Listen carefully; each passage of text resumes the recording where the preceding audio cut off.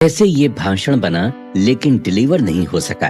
12 दिसंबर 1935 को मुझे ये लेटर जात पात तोड़क मंडल के सेक्रेटरी संतराम की ओर से मिला, जिसमें लिखा था, माय डियर डॉक्टर साहब, 5 दिसंबर को भेजे गए आपके पत्र के लिए बहुत बहुत धन्यवाद। मैंने आपसे बगैर इजाजत लिए इसे प्रेस रिलीज के लिए भेज दिया है। इसके लिए मैं आपसे क्षमा मांगता हूँ, लेकिन मुझे लगा कि इसे छपवा देने में कोई नुकसान नहीं है।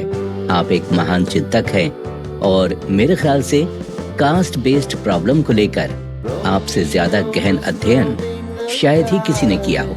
आपके विचारों से मैं और हमारा मंडल हमेशा ही लाभ लेता रहा है।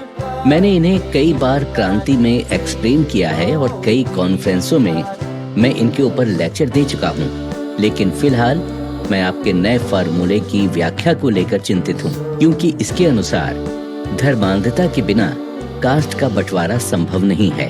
कृपया इस पर और रोशनी डालने की कृपा करें ताकि मैं आपके विचारों को मीडिया और अन्य प्लेटफॉर्म पर सही प्रस्तुत कर सकूं। फिलहाल ये मुझे पूरी तरह क्लियर नहीं है। हमारी एग्जीक्यूटिव कमेटी चाहती है कि आप हमारी एनुअल कॉन्फ्रेंस में अध्यक्ष के रूप में शिरकत करें। हम कॉन्फ्रेंस की तिथियां आपकी सुविधा अनुसार बदल सकते हैं।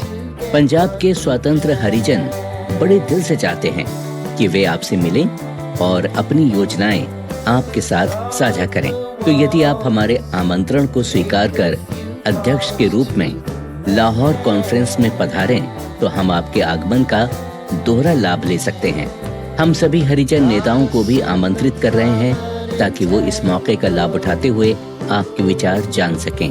मंडल ने इसलिए असिस्टेंट सेक्रेटरी इंदिरा सिंह को आपसे मुंबई में मिलने और सभी परिस्थितियों पर बातचीत करने के लिए नियुक्त किया है, जो आपको सारी चीजें बताएंगे। कृपया आप हमारा ये प्रपोजल एक्सेप्ट करें।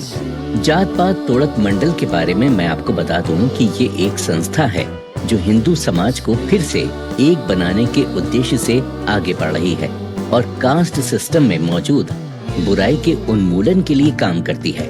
नियमानुसार हिंदुओं को कास्ट के आधार पर अलग करने वाले किसी भी गतिविधि में मैं शामिल नहीं होता, लेकिन सामाजिक ढांचे के बदलाव में ये बात बिल्कुल अलग है और यही सबसे बड़ी कठिनाई है।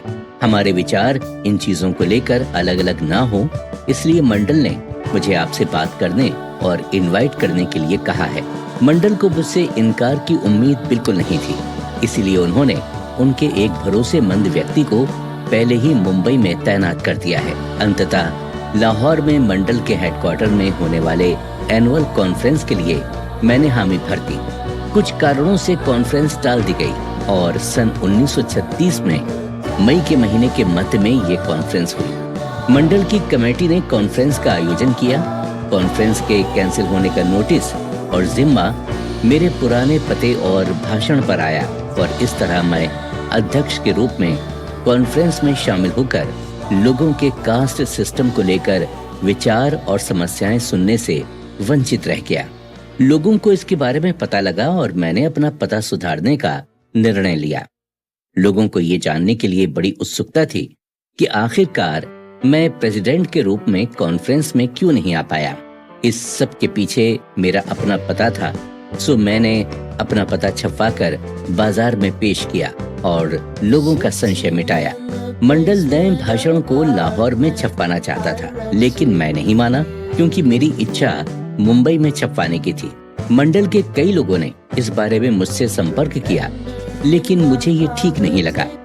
27/3/36 डॉक्टर जी, आपका पत्र संतराम ने हमें दिखाया। हमें यह पढ़कर दुख हुआ। आप यहाँ की परिस्थितियों से वाकिफ नहीं थे।